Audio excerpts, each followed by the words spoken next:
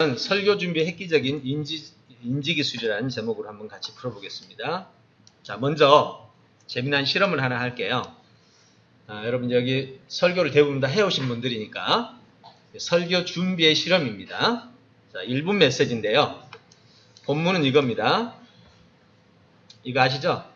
같이 한번 읽어볼까요? 시작! 너희 생각에는 어떻겠느냐? 만일 어떤 사람이 양 100마리가 있는데 그 중에 하나가 길을 잃었으면 그 99마리를 산에 두고 가서 길 잃은 양을 찾지 않겠느냐? 진실로 너희에게 이르노니 만일 찾으면 길을 잃지 아니한 99마리보다 이것을 더 기뻐하리라. 이와 같이 이 소자 중에 하나라도 이루어지는 것은 하늘에 계신 너희 아버지의 뜻이 아니니라. 자, 이 본문 기독교인이라면 성도들도 알겠지만 목회자라면 너무나 잘하는 것들이죠. 이 본문을 이용해서 설교를 쓰는데요. 스마트폰으로 쓰시면 돼요. 400자니까 긴 거 아니죠. 예, 좀 시간 걸리더라도 한 5분 안에 쓸 수 있을 거예요. 시간을 줄 테니까 400자 내로 이 내용을 가지고 지금 설교를 하는 거예요. 어디 지역을 갔는데 갑자기 설교를 해달래요. 5분만. 400자면 5분 딱 설교 가능하거든요. 좀 포즈도 좀 붙이고 강조 좀 하면 충분히 가능합니다. 400자 문안을 쓰는데 과제 시간은 5분입니다. 과제 제출은 어떻게 하냐면 카메라로 찍었어요. 종이에 쓰는 사람은 카메라 찍고요. 카메라 그냥 그 메시지로 문자 메시지로 전송하면 됩니다. 전송 전화번호는 010-237-0920 요리하시면 저희 스텝이 받아가지고 저한테 일이 보내면 여기서 같이 볼 수 있을 거예요. 내용을. 그래서 여러분 지금부터 제가 시간 20분이니까 25분까지 시간을 드릴 테니까 지금 왜 이걸 하느냐면요. 여러분이 평소에 5분 설교 기회가 주어졌을 때 어떻게 하는지. 물론 글도 안 쓰고 그냥 영감으로 그냥 하는 경우도 있겠지만 지금은 내가 쓴다라고 생각할 때 5분 동안 써서 제출합니다. 제출할 때는요. 다 못 쓰셔도 되니까 제가 그만하면 그냥 쓴 대로만 해서 그냥 제출하면 돼요. 자, 여러분이 평소에 하던 대로 자, 지금부터 시작하겠습니다. 자, 본문은 제가 여기 띄워놓겠습니다. 자, 지금부터 시작합니다. 자, 다들 보내셨으면 제가 오늘 이 문안을 가지고 여러분들에게 이 글을 쓰게 한 이유가 뭔가 하는 것을 좀 보여드리겠습니다.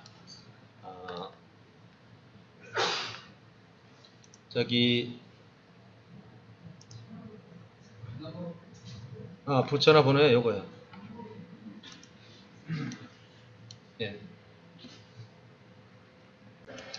자, 우리 조향숙님입니다. 가장 소중히 여기는 제가 지금 보면서 뭘 찾으려고 그러냐면 이 글의 핵심이 뭔지를 찾으려고 그래요. 핵심이 뭔지를 찾으면 다시 거꾸로 이분이 이 본문의 핵심을 뭘로 보았는지를 찾을 수 있죠. 이건 설교의 핵심이고 설교의 핵심은 성경 본문의 핵심으로도 나와야 되죠. 자, 그럼 한번 봅시다. 소중히 여기는 반지를 잃었을 때 아픔을 경험한다. 찾고 쓸고 등등 찾았다. 그러다 주변에 있는 누군가의 도움으로 찾게 되었다. 이때 기쁨 말로 표현할 수 없다. 나는 한 마리 길 잃은 양이었는데 나는 그를 찾지 않았다. 길도 알지 못해 방법도 몰랐다. 그런데 어느 날 예수님이 나를 찾아 만나주셨다. 그 후에 나는 주님이 나를 애타게 오랫동안 찾고 계셨다는 것을 알게 되었다. 자, 이게 핵심으로 말한다면 이 설교 내용의 핵심은 나를 찾고 계시는 예수님을 내가 인지한 거죠. 나는 예수님이 나를 오랫동안 찾고 기다리셨다는 것을 내가 알게 되었다. 내가 길 잃은 양으로서 예수님께서 나를 오랫동안 찾아서 나를 지금 영접해 주셨다는 걸 알게 되었다. 이게 핵심입니다. 그럼 이분이 성경을 읽고 아까 이 본문에서 성경의 핵심을 뭘로 봤느냐를 알 수 있죠. 길 잃은 양을 찾으러 오신 예수님. 맞죠? 아마 다들 비슷할 겁니다. 다른 분들 안 봐도 거의 비슷할 텐데. 김정호님. 모든 사람은 하나님 귀중한 존재이다. 그러나 그 중에 약하며 넘어지는 자도 있다. 이런 자들을 세상 보통 나고자로 간주하고 소외시킨다. 세상의 모든 구조가 그렇게 되어왔다. 그런 하나님 나라는 그렇지 않다. 한 생명 한 생명 소중한 것이다. 특히 자본주의 다수의 의견 또는 생산性높은 쪽으로 움직인다. 그 결과 노예학자 장애인들을 소외시킨다. 하나님의 나라는 여러분 모두가 소중하다. 소외가 극복되는 것이 하나님의 뜻이다. 제가 한번 얼굴 좀 볼 수 있을까요? 아, 네, 앞에 계신 분입니다. 네. 진미애님, 작으니까. 하나님이 이 땅의 모든 사람이 구원받기를 원하십니다. 본문에 목자의 심정이 잘 나타나 있습니다. 하나님도 목자의 심정으로 지금 이 세상에서 방황하는 많은 영혼을 찾아 헤매듯이 한 영혼을 찾으십니다. 우리도 자식을 낳아 키워봐서 잘 아시죠? 그중에 어떤 자식 귀하지 않겠습니까? 네. 이분도 핵심은 하나님은 이런 영혼을 찾고 있다.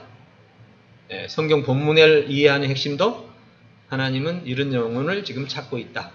네, 이 내용입니다. 그리고 조금 전에 우리 김종호 선생님은 목사님이신가요? 네. 이분은 지금 좀 다릅니다. 내용을 보건대 모든 사람은 소중한데 세상은 늘 소외자들을 실패자로 또 소외자들을 버리는 쪽이다. 그런데 하나님은 소외를 시키지 않는 쪽으로 소외가 극복되는 것이 하나님의 뜻이다. 핵심이 좀 다르죠. 아까는 영혼을 찾으시는 하나님이시고 잃어버린 영혼을 찾으시는 하나님이고 이거는 어때요? 현재 이 다수로 인해서 소외될 수밖에 없는 우리 시대에서 하나님은 소외시키기를 원치 않는단 말이에요. 그러면 이거는 잃어버린다라는 기준에서 잃어버린 걸 찾아온다 하고 잃어버리기 전하고 여기는 어느 쪽이에요? 잃어버리기 전과 잃어버린 후에 어느 쪽이죠? 이 내용은 핵심이? 다시 한번. 낙오자들이 세상 모든 구조가 낙오자를 만드는 것인데 하나님 나라는 그렇지 않고 그 결과 소외를 시키는데 하나님 나라는 모두가 소중하다. 소외가 극복되는 것. 소외가 일어나지 않도록 하는 것. 그러니까 소외 전 단계란 말이에요. 지금 잃어버린 사람을 찾아오는 거는 소외 후에 일어나는 현상이에요. 굉장히 중요한 거예요, 이게. 자, 본문을 한번 볼까요? 너희 생각에는 어떻게 되냐? 제가 지금 이 글을 설명하는 것은요, 이제부터 과제 평가에 관한 건데요. 자, 먼저 본문의 핵심을 한번 살펴봅시다. 너희 생각에는 어떻게 했느냐? 만일 어떤 사람이라는 말은 지금 가정법 쓰고 있어요. 일어나지 않는 일이에요. 즉 가정을 해놓고 지금 하는 거예요. 99마리를 산에 두고 가서 하나가 길을 잃으면 산에 두고 가서 길 잃은 양을 찾지 않겠냐. 진실로 너희에게 이르노니 만일 찾으면 길을 잃지 아니한 99마리보다 더 기빨이라. 자, 여기까지 보면은 만약에 그렇다면 그렇지 않겠냐. 그러니까 소자 중에 하나라도 잃어지는 것은 뜻이 아니죠. 잃어버리는 것은 뜻이 아니죠. 그러면 잃기 전이에요, 잃은 후예요? 잃기 전이죠. 예. 굉장히 중요한 거예요, 이게. 자, 그러면 실제 성경 본문을 한번 가지고 들어가 볼게요.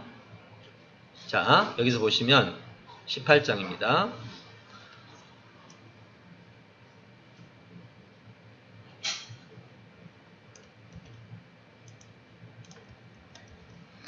자, 여기 보시면 이게 18장 그 본문이 여기쯤 나오거든요.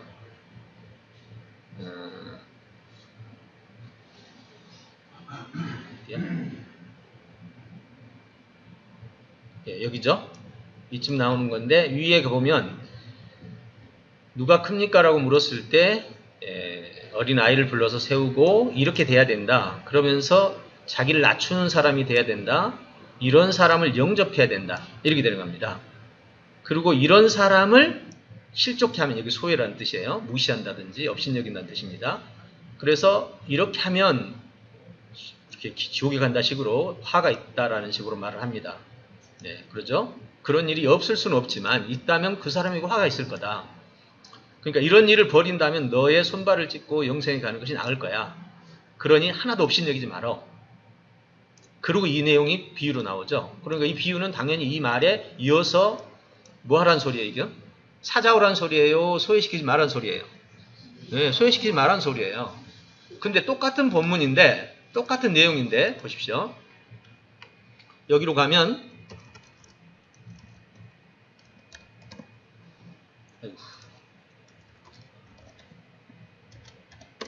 자, 누가복음 15장입니다. 여기를 한번 볼게요.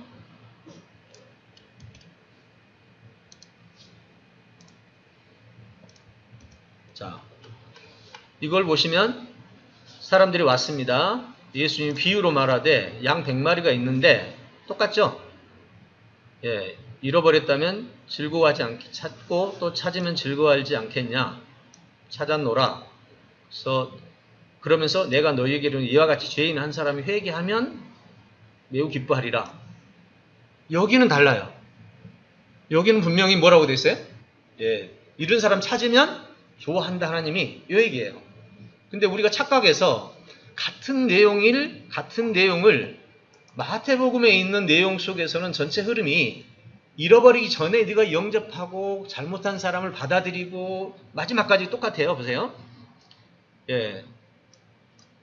자, 어린 양이 비유하고 이와 같이 하고 그 다음에 형제가 죄를 범하면 가서 네가 공고해가지고 끝까지 얻으려고 노력해라.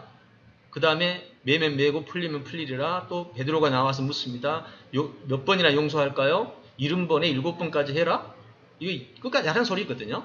예, 그러면서 또 사례까지 달란트 비유를 통해서 하고 있어요. 처음부터 끝까지 뭐예요? 다 잘못한 사람을 받아들이라는 소리야.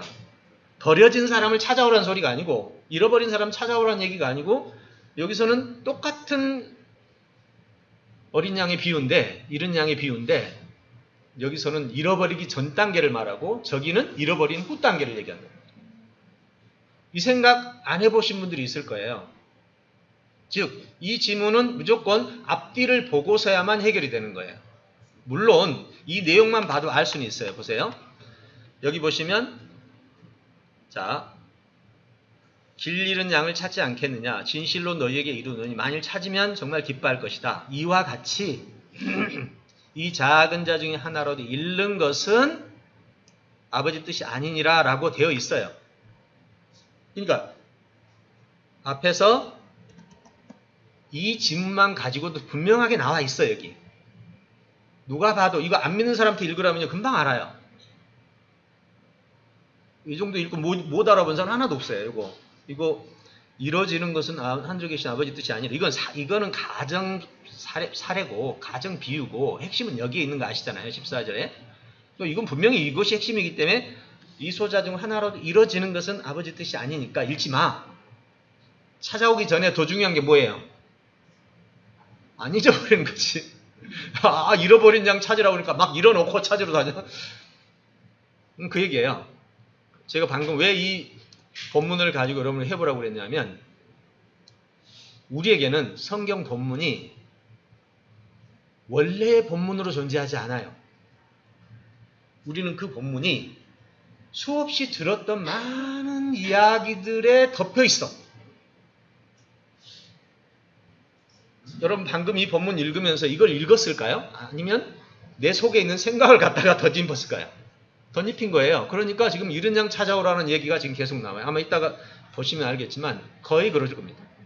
이런 본문은 누가 더 해석을 잘하느냐? 성경 한 번도 안 본 사람이, 설교 한 번도 안 들은 사람은 100% 정확하게 해석해요. 초등학생도 해석해요. 이거는. 제가 왜 이 얘기를 하시는지 알겠죠? 네. 우리는 너무나 많은 성경 해석이라는 그 행위에 앞서서 선관념이라고 그래요. 선관념, 선지식. 내가 가진 선지식으로 이걸 덮어서 본다 이 말이죠. 제가 사실 이 이야기에 굉장히 기억나는 이야기 하나 있습니다. 제가 이런 성경 본문을 해석해 나가면서 저는 성경 독해론이라고 그랬거든요. 그래가지고 수년을 연구했는데 이런 식의 정말 내가 알고 있는 것과 내가 본 것이 너무 다른 거예요.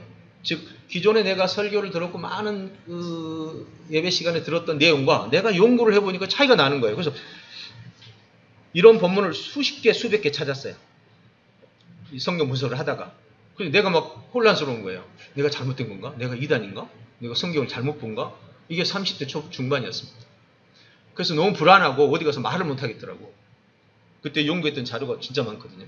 그래서 제가 아는 분에게 연락을 했습니다. 제가 이런 상황인데 이걸 한번 시험을 받고 싶다. 그러니까 그분이 그럼 내가 목회 20년에서 30년 동안 했던 아무튼 그 중후한 노 목회자들, 정말 신학이 풍부한 목회자들을 모아주겠다. 그럼 거기서 4박 5일간 테스트해보자. 진짜로 50명을 모았더라니까요.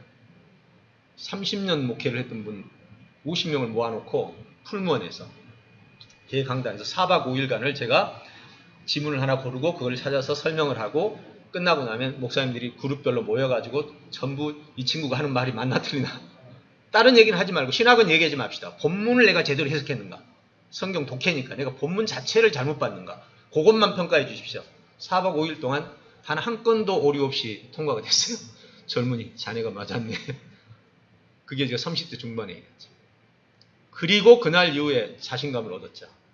그래서 그때부터 이제 이거를 제 제자들이 가르쳐서 제자들이 지금도 이제 이걸 가르치고 있는 중인데요. 그것의 핵심은 그거였어요. 본문을 정확하게 읽어서 본문이 말하는 바가 뭔가를 찾아내는 데 있어서 과연 정확도가 어떤 걸까 하는 것이었죠. 자, 그래서 방금 저는 여러분에게 우리가 너무 쉬운 본문이지만 우리가 평소에 알고 있는 것 때문에 해석을 잘못할 경우가 너무 많더라. 그런데 두 번째, 잘 이해가 안 된다면 앞뒤라도 봐라 이 말이에요. 앞뒤라도 보면 그 앞뒤에는 분명하게 그 본문이 왜 그렇게 해석되는지를 볼 수 있다. 누가복음도 가보세요.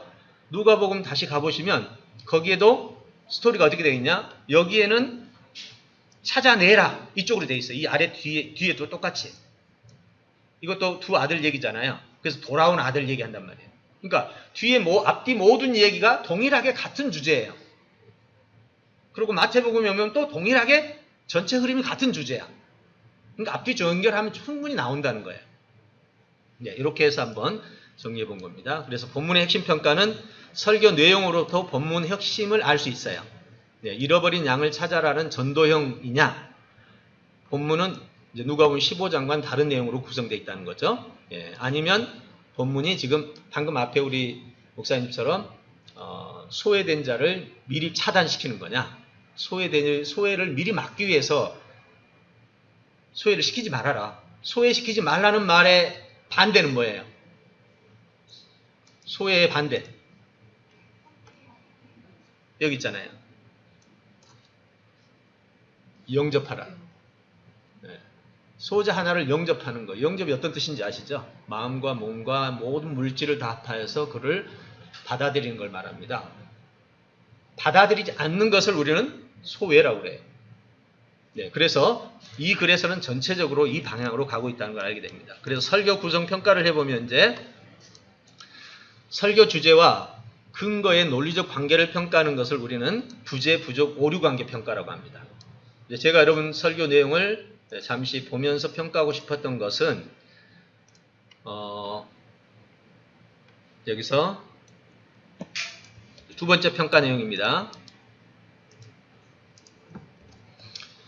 최소한 설교를 하나 쓰기 전에는요, 무조건 제일 처음에 해야 될 게 있어요. 본문 핵심. 요거 먼저 찾아야 돼요. 주제문이라고 그러죠. 두 번째, 본문 핵심을 찾았으면 그 다음에 설교 핵심을 찾아야 돼요. 이거는 설교 주제죠. 이렇게 찾아가야 이게 순차적으로 되는 겁니다. 그런데 자, 이제 모양을 좀 보여드릴게요. 자, 그러니까 이제 좀 이따가 설교 주제 근거의 논리적 관계 평가하는 부분에 대해서는 좀 이따 제가 한꺼번에 보여드리고요. 그 다음에 마지막에 설교 강화 평가예요. 설교의 핵심과 수사적 요소를 말해요. 수사라는 말은 과거에 비유, 강조, 비교, 요 세 가지를 수사라고 그러는데, 이 수사라는 말은 재밌다는 소리예요. 또 이해가 잘 된다. 또 마음이 감탄한다. 예, 이거예요. 그렇기 때문에 첫째, 본문 핵심을 찾았느냐, 설교의 핵심을 찾았느냐, 그 다음에 설교의 핵심에 대한 수사적 요소가 있었느냐, 요 세 가지를 평가하기 위해서 지금 여러분에게 글을 써보라고 그런 거예요. 그랬다면 최소한 여러분이 어떻게 방향을 잡아야 되느냐, 이제 오늘은 이것까지 다 하기는 어렵겠지만 설교 작성 후반부에 이제 이 내용이 나옵니다. 내일 요걸 할 거예요. 자, 간단하게 모양만 보고 내일은 훈련을 하겠습니다. 자, 먼저 본문을 이해합니다. 오늘 그림만 봅시다. 자, 본문 선택이에요. 마태복음 5장 12절 14절 방금 보셨던 본문이에요. 자, 본문 핵심이 뭐지? 하나님의 뜻은 이 소자 중 하나도 잃지 않는 것이야. 이 핵심을 찾아내야 돼요. 여기서 잘못 찾으면 이제 설교는 당연히 그 방향으로 가게 돼. 예. 그래서 400자 설교의 핵심 내용과 비교를 해보는 거죠. 자, 그러니까 거꾸로 얼마든지 갈 수 있습니다. 여러분이 만들어 놓은 설교를 보면 이분이 그 본문을 어떻게 해석했는지를 볼 수 있어요. 다시 또 성경의 핵심을 찾은 걸 보면 앞으로 어떻게 설교를 할 거라는 것도 방향을 잡을 수 있죠. 그 다음에 이제 이걸 가지고 본문을 구성하죠. 본문을 구성한다는 말은 이제 이 내용을 정확하게 구조를 짜보면 앞부분이 여기가 여기 있죠. 앞부분 12절에서 13절까지가 만약 어떻게 했느냐. 가정 사례입니다. 가정 비유. 뒷부분이 가정을 통해서 내리는 화자의 결론이에요. 자, 그러니까 이렇게 되겠죠. 가정 사례. 양을 잃은 목자의 태도. 양을 찾은 목자의 감정. 얼마나 기뻐하겠느냐. 화자의 핵심은 하나님의 뜻은 이것이다. 하나라도 잃지 않는 것이다. 이 사례를 통해서 화자가 말하고자 하는 것은 소자를 잃지 않는 것이다. 이렇게 정리를 합니다. 그 다음에 이제 비교 이해를 통해서 한다면 누가복음 15장을 비교하면 되겠죠. 조금 전에 제가 누가복음 15장 보여드렸죠. 15장은 처음부터 끝까지가 다 돌아온 양을 얘기하고 있어요. 그리고 돌아온 양을 찾으라는 얘기까지, 돌아오면 그걸 받아들이라는 얘기까지, 이렇게 해서 두 개의 장이 전혀 다른 내용을 가지고 있습니다. 재미난 것은 둘 다 같은 사례를, 같은 비유를 얘기하고 있다는 거죠. 그러면 독자 입장에서, 우리가 읽는 독자 입장에서는 헷갈리겠어, 안 헷갈리겠어? 당연히 헷갈리지. 그냥 양의 비유만, 이런 양의 비유만 나오면 우리는 그냥 머릿속에 전도해. 이렇게 떠오르는 이런 사고를 가지고 있는데 갑자기 앞뒤 쭉 문맥을 읽어보니 그게 아니라는 사실을 알게 된 거죠. 자, 이렇게 해서 첫 번째가 바로 본문 이해의 첫 요소입니다. 그러면 방금 제가 5분 메시지를 쓰라고 그랬을 때 저는 그렇게 합니다. 저는 절대로 그렇게 안 한 적이 없거든요. 5분 메시지 딱 미션을 받았다면 바로 제일 먼저 본문의 핵심 먼저 찾아 적습니다. 두 번째, 이 핵심을 어떻게 설교로 구성할 것인지 주제문을 적습니다. 내가 설교할 주제문. 자, 그게 두 번째예요. 이게 개요 작성이에요. 내가 지금 설교하려고 하는 배경이 뭐지? 뭐 때문에 내가 설교하려고 그러지? 요걸 먼저 생각해. 지금 이거 배우는 이거요. 이 아래까지 쭉 정리되는 요 내용. 이번에 여러분이 인지기술로 설교하는 데 있어서 가장 중요한 패턴화된 정보입니다.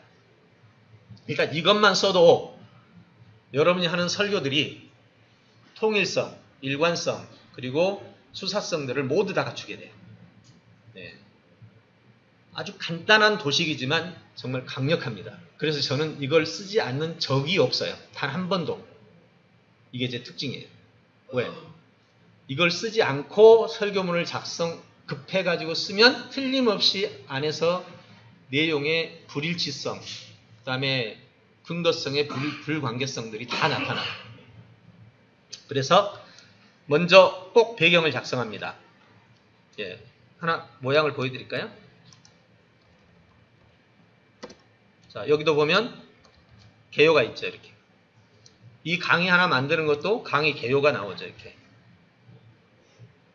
그렇죠? 이렇게. 무엇을 해도 저는 이거 없이 시작하지 않습니다. 왜? 이게 뭐하고 비슷해요? 여기 다 깔라고 하면요. 사각형일 때는 쉬워요. 그렇지만 타원일 때는 어렵습니다. 먼저 선을 그어놓고, 그렇죠? 그리고 어떻게 하겠다라는 생각을 해놓고 해야 이게 밭이 갈리죠. 설교라는 것은 청중이라는 대상이 있고 성경 본문이라는 게 있고 나라는 존재가 있고 다시 또 우리 동시에 함께 공유하는 상황이 네 가지 이 조건이 있단 말이에요. 이 조건들을 선을 그어놓지 않고 어떻게 머릿속에서 순간적으로 맞춰요? 쉽지 않아요. 저도 지금 이것만 벌써 20, 30년을 하는 사람인데도 그거 쉽지 않아요. 그래서 이렇게 구조를 짜놓고 들어가야 여러분이 제대로 정리를 할 수 있다는 것입니다. 자, 그래서 계속 가보죠. 연습 가면 이제 개요 작성에서 제일 먼저 설교 배경을 짭니다. 자, 설교 배경을 제가 하나 그냥 만들어 보겠습니다. 마음이 불편한 사람을 보면 쉽게 짜증내는 성도들의 태도 교정이 필요하다. 자, 그러면 이럴 수 있죠. 성경 본문을 골라놓고 이 생각을 해내는 것과 이 생각을 했기 때문에 이 본문을 고르는 것과 여러분 어느 경우가 더 많은 것 같아요? 주로 평소에 매일 성경 읽는 사람은요, 요거 보다가 이게 생각나가지고 요걸로 설교를 준비할 수 있어요. 근데 대부분은 이번 주에 뭐 설교할까?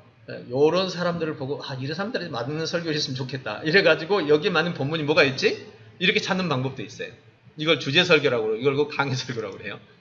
네. 어떤 쪽이든 상관없어요. 그러나 중요한 것은 이 둘이 일치해야 되는 것은 맞아요. 물론 이것은 하나지만 이 아래 배경은 개수가 많겠죠. 이건 하나지만 요건 하나지만 이 아래는 경우의 수가 훨씬 많겠죠.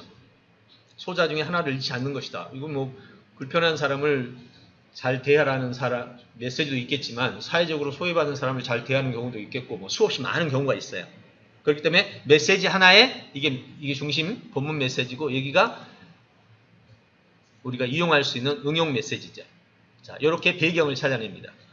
자, 이 배경 안에서 그럼 이제 배경에서 목표가 나오죠. 이 배경 가지고 목표를 잡는다면 뭐라고 하면 되겠어요? 자, 이 배경입니다. 불편한 사람 보면 막 짜증을 잘 내. 이런 사람들을 교정하고 싶어. 어떤 목표를 세워야 될까요? 뭐 간단하게 말하면 불편한 사람들을 보면 그들을 불편하지 않도록 불편한 사람, 내가 지금 불편해. 그럼 당연히 내가 불편해지겠죠. 근데 불편한 사람이 있을 때 불편하지 않고 되려 그들을 따뜻하게 영접하는 거.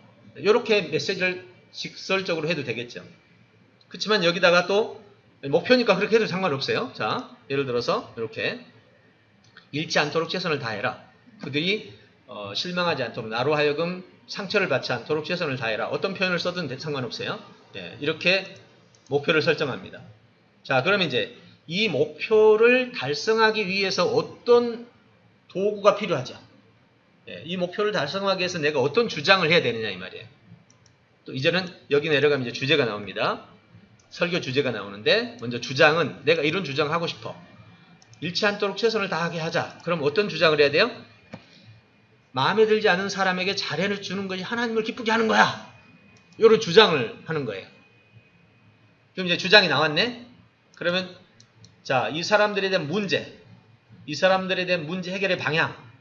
그래서 이 방향의 둘을 연결시켜주는 게 주장이죠. 주장은 주로 어디서 나와요? 이야기 흐름을 보니까 본문에서 나오죠. 예. 왜냐면 본문이 막강하니까. 예, 본문 메시지 이상 먹일 수가 없잖아, 이거는. 예, 막강한 이 본문의 메시지를 가지고 주장으로 밀어붙이죠. 그 다음에 이제 이걸 주제문으로 바꿔야 돼요. 주제문은 이제 좀 더 현실을 반영해야죠. 그래서 설교 주제는 이렇게 가면 돼요. 하나님의 뜻은 나를 불편하게 하는 사람들을 잘 보살피는 것이다. 또 다른 면도 있어요. 말로 해볼게요. 내가 불편한 사람을 잘해주는 것은 곧 누가 행복한 길이에요? 내가 행복한 길이거든. 내가 불편한 사람들을 잘해준다라는 말은 내가 편안하지 않으면 못해요. 결국 그들을 잘해주고 나서 얻는 것은 내가 더 큰 기쁨이거든. 세상에 제일 힘든 사람은 불편한 사람이 많은 사람이에요. 그렇잖아요. 보는 사람보다 불편하면 얼마나 힘들어요. 그러니까 주제문을 하나 더 잡는다면 하나님의 뜻은 내가 불편한 사람들을 포용함으로써 나의 행복, 내가 기뻐지고 하나님이 더 기뻐지는 거예요. 나와 하나님이 함께 기뻐하는 일이라는 거예요. 이렇게 잡아도 되겠죠. 이렇게 주제를 잡은 다음에 이제 설교 구성을 짜는 겁니다. 자, 설교 구성의 방법은 어떤 거냐면요. 구성 원리입니다.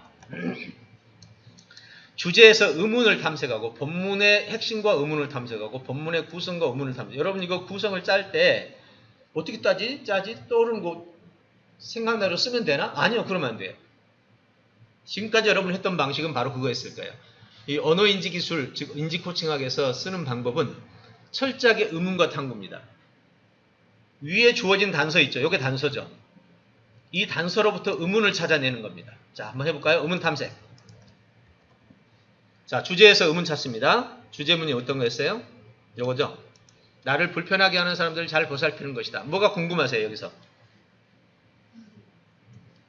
자, 궁금한 게 뭐예요? 지금 이 말을 들었을 때 궁금한 거.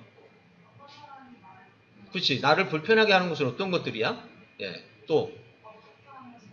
그렇지. 어떻게 잘 보살필 수 있지? 이 친구들은 배워서 그래요. 진짜 궁금했죠? 네. 자, 이렇게 궁금한 걸 찾아내는 겁니다. 조금 더 하나 더 들어가 볼까요? 이건 눈앞에 드러난 것들이니까. 자, 잘 보살핀다는 건 어떻게 하는 거지? 그렇죠? 그 다음에 불편하게 하는 것은 어떤 사람들이지? 또 하나님은 왜 이것을 기뻐하시지? 그렇죠? 예, 숨겨져 있는 것이지만 계속 궁금한 걸 찾아내야 돼요. 자, 보세요. 자, 우리 윤이사님 오늘 밤에 영화 보러 갑시다 라고 말하면 뜬금없이 이런 말을 했단 말이에요. 그럼 제일 먼저 뭐를 물어요? 네. 왜라고 묻지? 한 번도 안 했었는데 왜 오늘 갑자기? 근데 이걸 묻지 않는다면 이 사람은 정신 부족 없거나 그렇죠? 예. 아니면 다른 뭐 말을 못 들었거나 그런 거겠죠. 사람은 글을 읽을 때 앞문장, 첫 문장이 딱 나오면 제일 먼저 궁금한 것이 생기는 거예요. 그거를 풀어주는 게 뒷문장들이야. 설교란 뭐냐? 첫 문장 발화점을 찍어놓고 성도들이 오늘 왜 저러시지? 라고 하는 걸 풀어주는 게 설교라고. 대화도 그렇고 토론도 그래요. 그래서 토론에서 이렇게 말합니다. 인공지능 시대는 절대로 우리에게 위기가 되는 일이 아닙니다. 라고 말하면 사람들이 뭐라고 그래요? 뭐가 궁금하지? 왜요? 우린 다 위기로 알고 있는데? 근데 그 얘기를 안 하고 다른 얘기를 해봐요. 그럼 이런 사람은 흔히 뭐라고 그래요? 주제 파악이 안 되는 사람이다. 이렇게 말하는 거예요. 굉장히 중요한 거예요. 그러니까 인지기술에서 핵심은요. 따라서 해보세요. 의문과 탐구. 네. 예수님 메시지의 핵심을 사랑이라고 그러잖아요. 인지기술의 메시지의 핵심이 의문과 탐구예요. 나머지는 거기서 다 나옵니다. 저 책 한 권이 500쪽짜리 책 한 권이 바로 의문과 탐구로부터 모두 이루어지는 결정체예요. 그래서 여기서도 의문을 탐색하는 겁니다. 자, 그래서 의문을 적어보면 주제 의문에서는 이런 것들이 나오죠. 불편하게 하는 사람들은 보살핀다는 것은 또 방금 말했던 하나님은 왜 그걸 기뻐하지? 이런 질문입니다. 개요했습니다. 개요가 이거죠. 이 세 개로부터 궁금한 사항을 찾습니다. 왜 이게 다 지금 하나의 그림에서 나온 거예요. 여기서. 그렇기 때문에 없는 말이 아니라 다 유관된 말이기 때문에 이것들의 궁금함을 찾으면 듣는 청중의 의문을 해결해 주는 겁니다. 그리고 설교자의 의문도 스스로 해결하는 거죠. 그래서 이 세상에 뜬금없이 머릿속에서 떠오른다고 적는 게 아니에요. 우리의 모든 체계는 다 하나로부터 시작되고 그 하나는 의문으로부터 시작되고 의문은 탐구로부터 이어지고 탐구에서 답이 찾아지고 답으로부터 다시 의문이 찾아지고 그 의문이 탐구로 가고 계속해서 인류의 문명인 정보의 체계도가 나타나는 거죠.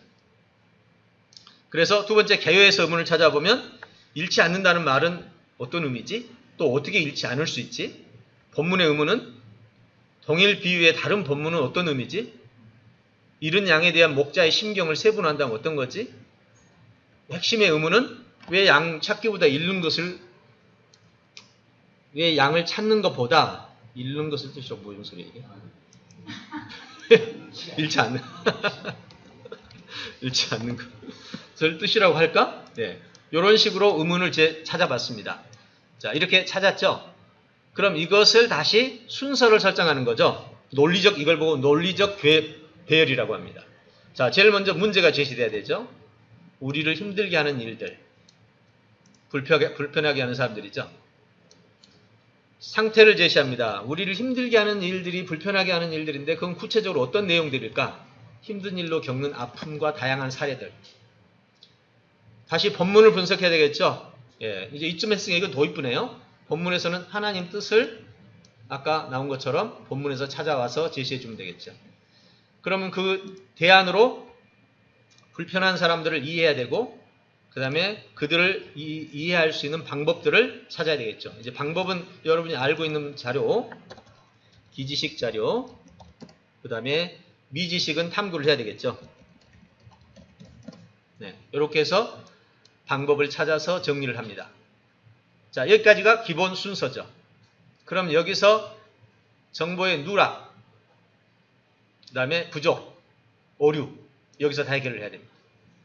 그리고 세부 구성으로 넘어가죠. 요걸 토대로 이제 세부 구성을 하면 문제 제시에서 하위 요소들이 나오겠죠. 힘들게 하는 일들, 사람 요인, 업무 요인, 자금 요인. 여기서 세부 사례는 찾으면 되겠죠.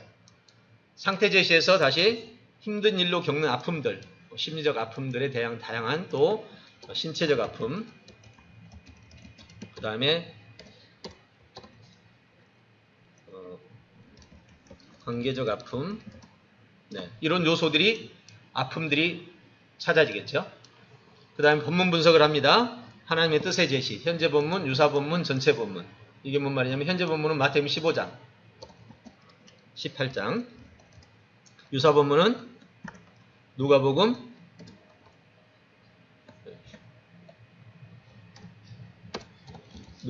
15장, 전체 본문은 뭘 말하느냐면 조금 전에 봤던 앞뒤, 예, 지문,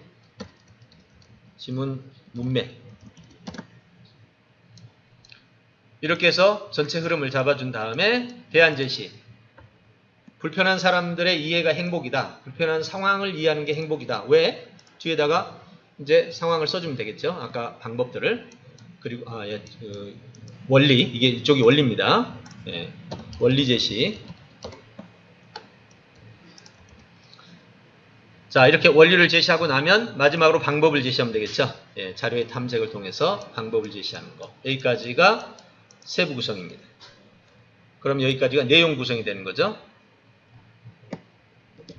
깔끔하죠? 네, 좀 어렵나요? 배우기만 하면 여러분들에게는 정말 마치 뭐하고 같을까요? 예, 필요할 때마다 돈이 쏟아주는 돈통? 예, 언제 어디서 무슨 말을 하든 무슨 글을 쓰든 어떤 상황에서든 상황을 이해하고 글을 이해하고 사람의 마음을 이해할 때 체계적으로 정보를 마치 설계도로 만드는 능력, 예, 자동 3D 프린터처럼, 예, 그러한 모습이라고 볼 수 있습니다. 마지막으로 이제 설계 쓰기가 있는데 크게 세 가지 기술입니다. 언어인지 기술의 정말 핵심만 뽑아다가 여기다가 여러분 보여드린 겁니다. 핵심만 뽑아다가. 예, 문장 쓰기 기술. 예. 지금 현재 인공지능 개발에 이 기술이 쓰이기 위해서 현재 빌 게이츠 이하 페이스북 주커버그 뭐 기타 등 10여 명의 그 세계적인 회장들한테 이게 지금 독해 인공지능 알고리즘으로 제공되고 있습니다. 지금 보내려고 제안서 다 써놨거든요. 이상희 장관이 이거를 같이 보내자고 해서 지금 준비하고 있습니다.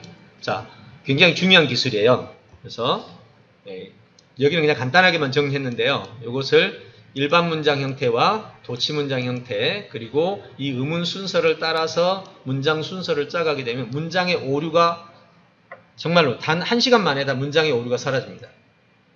우리 한국어 문장은 오류투성이거든요. 그걸 다 없애주는 기술인데요. 그 문장 쓰기 기술.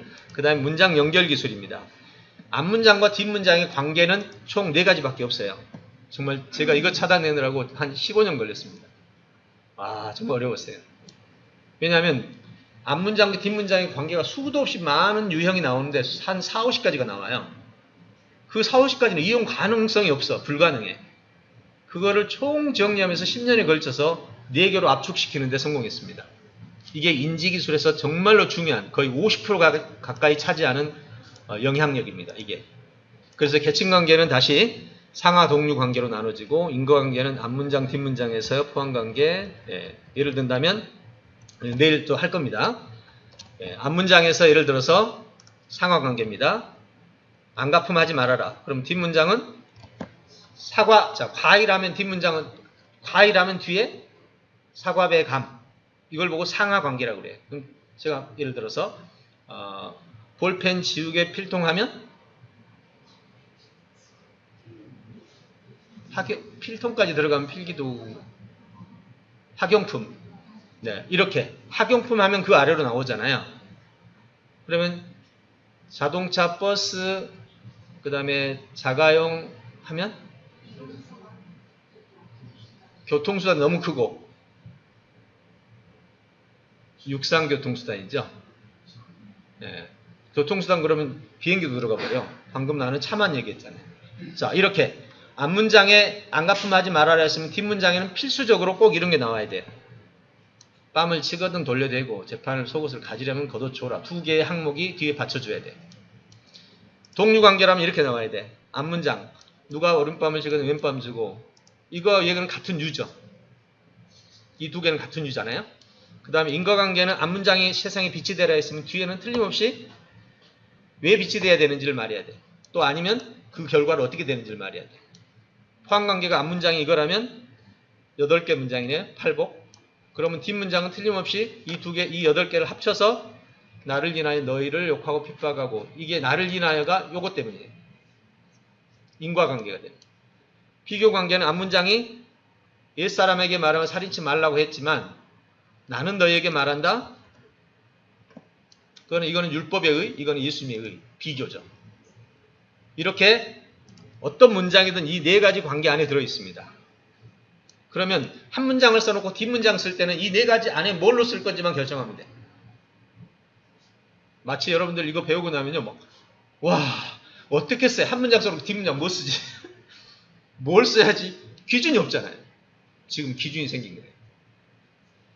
그 다음에 단락쓰기 기술입니다. 이건 좀 더 어렵긴 한데 문장 구성 기술을 기본적으로 쓰고 연결 쓰기에서 관계 설정 4가지, 수사 방법 4가지, 3가지. 요것만 방금 이건 위에 쓴 겁니다. 4가지. 수사 방법 3가지. 요것만 쓰면 여러분들 글이 여기는 논리적인 글, 여기는 수사적, 즉 재미있고 읽기 쉽고 동기부여가 되는 글. 그리고 문장 쓰기 절차가 이루어집니다. 예, 지금 오늘은 제가 모양만 보여드린다고 했으니까 이렇게 하고 내일은 이제 이걸 갖고 실제 해볼 텐데요. 중요한 것은 이제 내일은 인지기술의 이해하고 성경 인지 연습입니다. 산상보온 독해를 한번 인지기술을 가지고 한번 해보는 겁니다. 그리고 나서 그걸 가지고 설교 작성까지 한번 들어가 보는데 시간은 어쩔는지 모르겠지만 내일 한번 기대해 보시고 오늘 다룬 내용만 가지고 정리해 보면 자 앞에서 인공지능과 우리 교회의 미래 그리고 설교의 방향의 그림을 보았고 그 다음에 오늘 설교 준비 실험에서 메시지 사례를 비교해서 제가 실제로 여러분이 쓴 것과 그 다음에 본문을 비교해서 어떻게 본문의 핵심이 설교 메시지에 영향을 미치는가 그리고 그것을 실제로 성경 설교 작성에서는 어떤 관점을 가지고 어떤 절차를 가지고 이루어져야 되는가를 한번 정리를 해드렸습니다. 오늘 빨리 넘어가다 보니까 내용이 그림이 잘 안 그려지실 분들이 있어서 오늘 영상을 다 찍어놨습니다. 그랬으니까 총장님 허락을 얻고 유튜브로 저희가 자료를 드리면 그걸 배포를 할 수 있도록 그렇게 하겠습니다. 오늘 재밌었나요? 네, 감사합니다.